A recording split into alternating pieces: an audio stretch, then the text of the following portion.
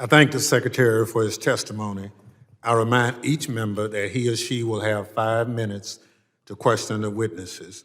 It's my understanding that because we expect votes, I'm going to adhere to that 5-minute rule very strictly. I'll now recognize myself for questions.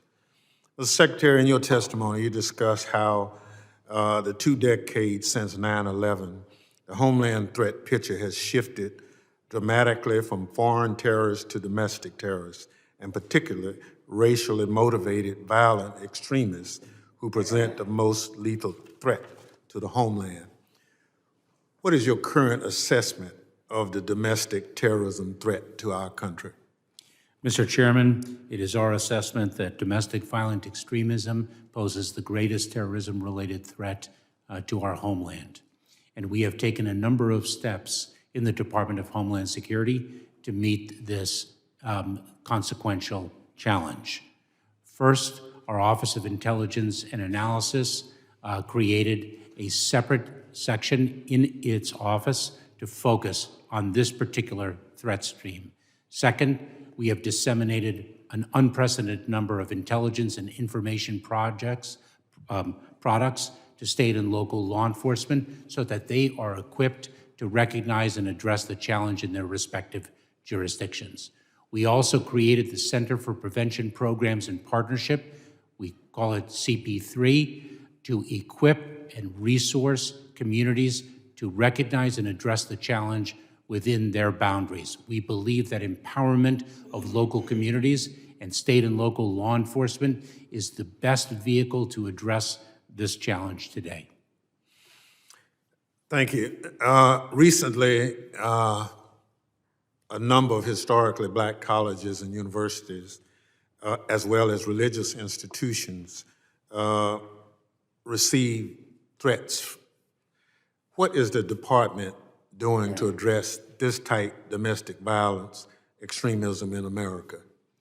Mr. Chairman, a few weeks ago, I had a meeting with presidents of historically black colleges and universities, and a few weeks ago, I met with faith-based institutions in Detroit, Michigan, to hear from them with respect to the resources they need, the challenges they confront, how they can make their respective institutions welcoming at the same time as secure.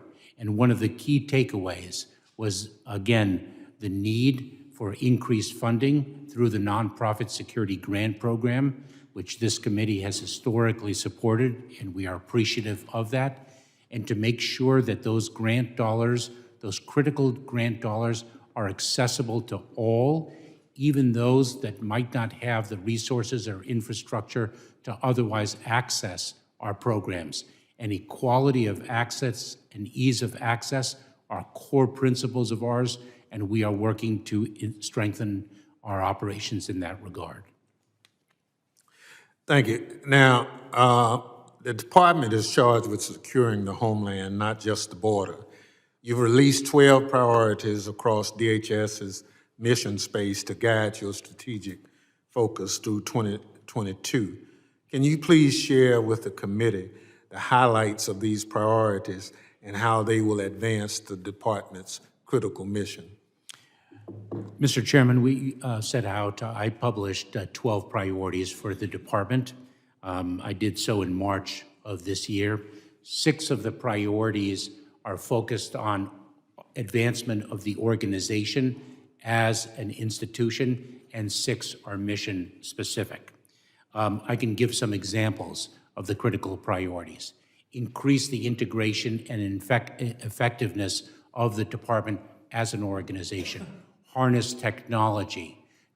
Ensure that we are not only espousing but critically implementing the core principles of diversity, equity, inclusion, and opportunity throughout our workforce, including at all levels of leadership.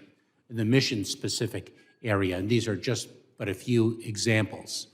Of course, fighting transnational criminal organizations and smuggling operations to better secure our border, fighting terrorism and targeted violence, combating human smuggling and child exploitation.